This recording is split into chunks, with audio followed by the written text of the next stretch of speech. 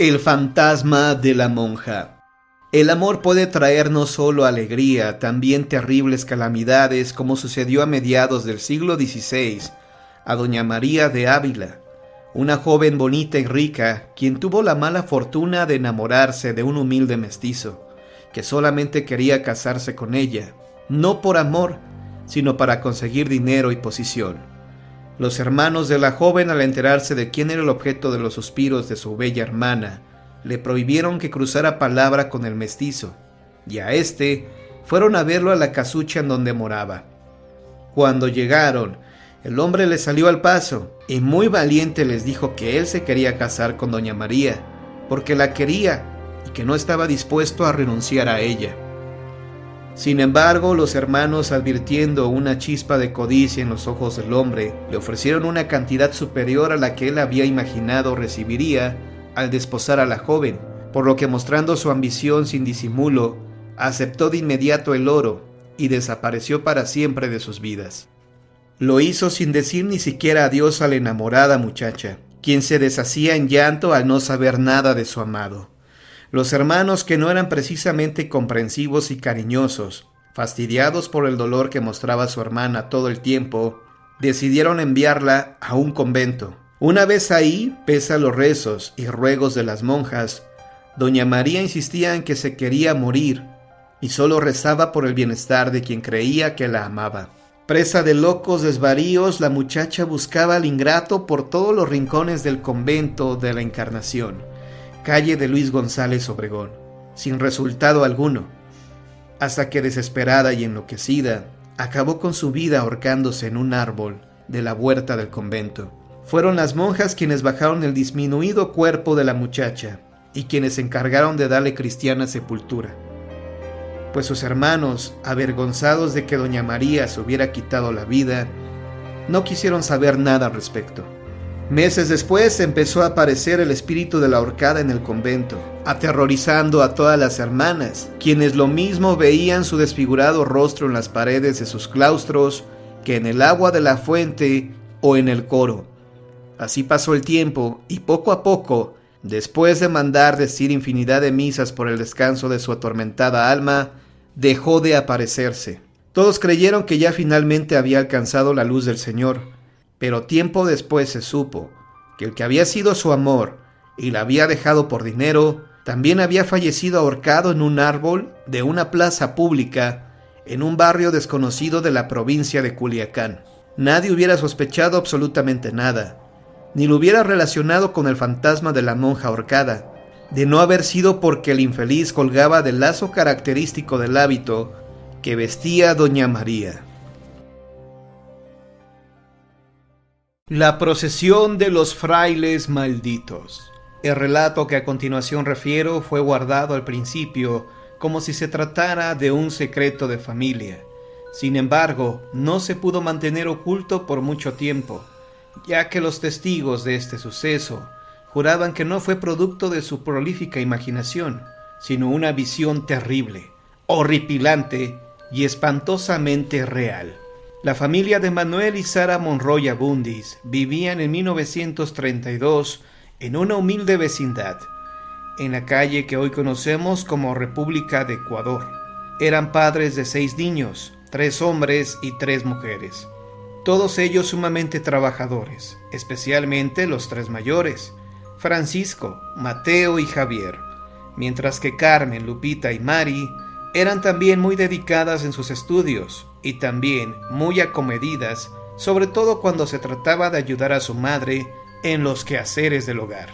Los muchachos trabajaban en una fábrica para ayudar al sostén familiar, pero uniendo sus ahorros y aplicando los conocimientos que tenían de artes gráficas, mismos que los 3 hermanos aprendieron en la escuela, pusieron una pequeña imprenta debajo de la escalera de la vecindad donde vivían, con permiso del dueño de la misma. Pronto se hicieron conocidos y de fama regular por ser cumplidos y mesurados en sus precios. Sin embargo, debido a la carga tan fuerte de trabajo, era común que permanecieran ahí todo el día. Sus hermanas les llevaban la comida y a veces la cena, pues era común que velaran en un intento por cumplir cabalmente con la infinidad de trabajos encomendados. Una de tantas noches en que estaban trabajando, mientras la oscuridad y el silencio se apersonaban en todos y cada uno de los rincones de la vecindad, escucharon voces y susurros, a la vez que advirtieron un pálido resplandor. Creyendo que se trataba de los vecinos, no le prestaron gran atención al hecho y siguieron concentrados en su tarea. Sin embargo, los rezos se hicieron más fuertes, por lo que suspendieron su actividad para ver cómo bajaban las escaleras de la vecindad varios miembros de una procesión. Al parecer eran frailes que rezaban en voz baja, llevando un cirio encendido entre las manos. Los muchachos detuvieron su faena y se quedaron inmóviles, mientras veían cómo los monjes avanzaban hacia ellos. Por un momento creyeron que algún vecino había fallecido y que por eso los religiosos habían acudido para rezarle algunas oraciones. Sin embargo, al advertir su cercanía, los tres hermanos sintieron que se les erizaban los cabellos, pues se percataron de que eran seres descarnados los que se aproximaban. Horrorizados, vieron cómo la procesión atravesaba uno de los muros de la vecindad y desaparecía sin dejar rastro. Los hermanos lo único que atinaron a hacer fue rezar y pedir la ayuda del Todopoderoso para no perder la cordura. Tan pronto lograron articular palabra, decidieron regresar a su humilde vivienda, localizada en la planta baja, al fondo de la vecindad. Cuando entraron sus padres y hermanas, se extrañaron de verlos ahí, pero no hicieron ningún comentario, pues los tres estaban extrañamente callados. A la mañana siguiente, el ritmo de la vida y los habitantes de la vecindad aparecieron en su acostumbrada rutina. Solo los tres hermanos se veían raros, como si no hubieran dormido en toda la noche. Finalmente, cuando se quedaron solos con su padre, le refirieron todo lo que habían visto, y él les dijo que era real, que incluso él también los había visto hacía mucho tiempo, y que no dijo nada por temor a que lo tacharan de loco. Fueron entonces los hijos con su padre en busca de ayuda a la iglesia. Ahí los atendió un sacerdote que aceptó acompañarlos a su casa. Una vez ahí y frente al muro donde habían visto desaparecer la procesión, pidieron el apoyo de unos trabajadores que a punta de martillo derrumbaron parte del muro, el que contenía aprisionados restos humanos, al menos de 8 personas. Esos huesos pertenecieron a unos jóvenes de rancia alcurnia, quienes tenían fama de pendencieros, mujeriegos y libertinos, por lo que sus familias decidieron destinarlos al monasterio para salvar sus almas. Los jóvenes accedieron a vestir hábitos con tal de no perder su herencia, pero jamás contemplaron la posibilidad de que por sus libertinajes y correrías serían castigados. Pues una noche, en que burlando la vigilancia del monasterio, se escaparon en una carreta.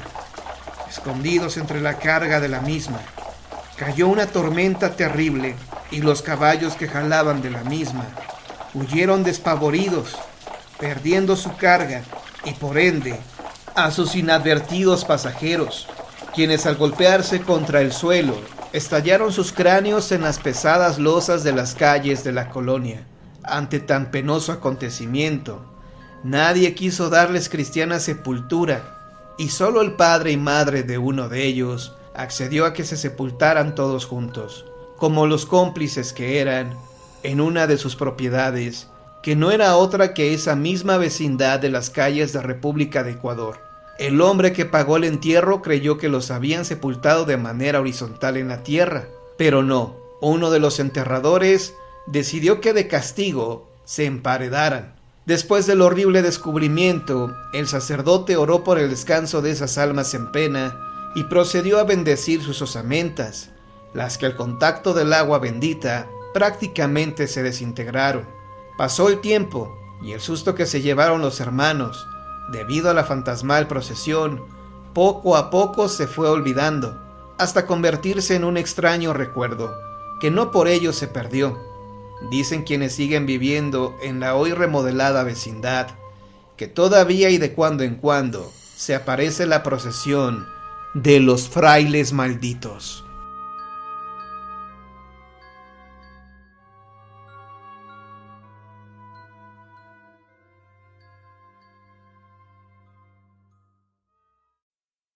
La Beata Infernal. Cuenta la leyenda que doña Cristina de Mendoza y Villalpando fue desde que nació una hermosísima criatura de dorados rizos que enamoraba su perfecta carita, ovalada, blanca y tersa, como la de las figuras de la más fina porcelana. Fue la primera hija del acaudalado matrimonio formado por doña Josefina Arizpe Villalpando y don Amable de Mendoza y Cifuentes. A doña Cristina le seguía su hermana María Asunción, quien era igualmente bella, pero su hermosura era totalmente opuesta a la de la primogénita, pues parecía que en María Asunción el sol había plasmado su dorada huella. Su piel era del color de la canela, sus ojazos negros eran dos primorosas obsidianas que brillaban con destellos de fuego, y su cabello, ondulado, era más negro que el azabache. Dos bellezas sin duda, pero totalmente distintas. Lo mismo por fuera que por dentro, pues mientras María Asunción era toda alegría y vitalidad, su hermana Cristina era melancolía e introspectiva. Su madre, que amaba por igual a ambas, trataba de alentar a Cristina para que fuese más alegre y disfrutara con mayor pasión de la vida. Sin embargo, nada excepto el rosario y las oraciones parecían motivar a la joven. Pero llegó el día del cumpleaños de la madre de ambas jovencitas, doña Josefina, por lo que su esposo, don Amable, decidió invitar a todas las familias pudientes de la Nueva España. Así también tendrían oportunidad no solo de celebrar a doña Josefina, también de ver quiénes eran los jóvenes hispanos considerados como los mejores partidos, para vislumbrar en ellos a los futuros esposos de sus hijas. Finalmente había que reconocer que se aproximaba el momento de cruzar blasones. El sarao no pudo ser más concurrido y lujoso. El vino, las viandas y las personalidades ahí reunidas eran lo mejor de lo mejor. La festejada lucía encantada, y sus bellas hijas, ataviadas cual dignas princesas, cargadas de joyas y avaloríos, presidían junto con su encumbrado padre el festejo, al que llegó por suerte del destino don Arturo de Ballesteros, quien recién había desembarcado de la villa rica de la Veracruz, proveniente de la madre patria. El apuesto joven había llegado para vivir con sus abuelos y probar suerte en esta nueva tierra de Dios. Tan pronto entró al salón, iluminado profusamente por una cantidad extraordinaria de cirios, se sintió atraído por un fulgor inusitado que provenía del fondo del lugar. Eran los negros ojos de doña María Asunción, que lo llamaban como llamaban las mariposas a la luz, aunque sea para morir en ella. El joven, después de presentar sus respetos a los padres de las chicas, quedó impactado por la belleza de ambas. Sin embargo, fue María Asunción quien lo hechizó desde el primer instante. Tratando de no hacer obvia su inclinación por la hija menor, don Arturo pidió la autorización de los padres para bailar con doña Cristina, quien por primera vez tenía arreboladas las pálidas mejillas. Sin ningún impedimento, la pareja se deslizó por el salón hacia la parte donde otras parejas estaban ya bailando. Las miradas de doña Josefina y don Amable no perdieron detalle de cada movimiento que ejecutaron los jóvenes al llegar a cabo la danza. Era evidente que doña Cristina se había enamorado de don Arturo al primer compás de la música y se veía más que dichosa entre sus brazos. Era como si el joven le hubiera traído la vida y lo hubiese sacado de su profundo y religioso letargo. Don Arturo advirtió la emoción que había despertado en doña Cristina, y aunque se sintió conmovido en un principio, decidió no alentar a la joven en una falsa ilusión, pues en su corazón ya no había cabida más que para la bellísima María Asunción, quien también miraba a la pareja, pero con tristeza, al saber que su hermana se había enamorado del hombre que acababa de entregarle a ella, en muda promesa, el corazón. Terminó el sarao y doña Cristina estaba más risueña y feliz que una castañuela, al igual que sus padres, quienes de inmediato aprobaron el entusiasmo de su primogénita, quien disfrutó por partida doble y enormemente la conquista, pues además, fingiendo modestia y fraternal afecto, hacía años que albergaba un profundo rencor por su bella hermana menor, de quien siempre había estado celosa, y ahora le ganaba en hipócrita competencia. Al darse cuenta de las miradas entre don Arturo y doña María Asunción, decidió entrometerse, hasta salirse con la suya. Ser la elegida y el éxito de su estrategia la hacía disfrutar profundamente el dolor por el que pasaba su hermana, quien estaba inusualmente pensativa, diríase sumamente triste, mientras que en la atmósfera se advertían ya terribles aires de desgracia. Don Arturo y doña María Asunción se las ingeniaron para tener una entrevista a escondidas. Ahí el rendido caballero le dijo que estaba locamente enamorado de ella, pero que don Amable le había hecho una oferta impresionante muy bien disimulada en la dote de doña Cristina, la que él no podía rechazar, pues sus abuelos estaban en desgracia y era su deber ayudarlos. La infortunada joven casi enloqueció con la noticia, pero no tuvo más remedio que testificar cómo su hermana se casaba con el hombre que ella amaba y que también sabía le correspondía. Después de los esponsales, la pareja se fue a vivir a la finca de los abuelos de don Arturo. En tanto María Asunción se volvió lo contrario a como era.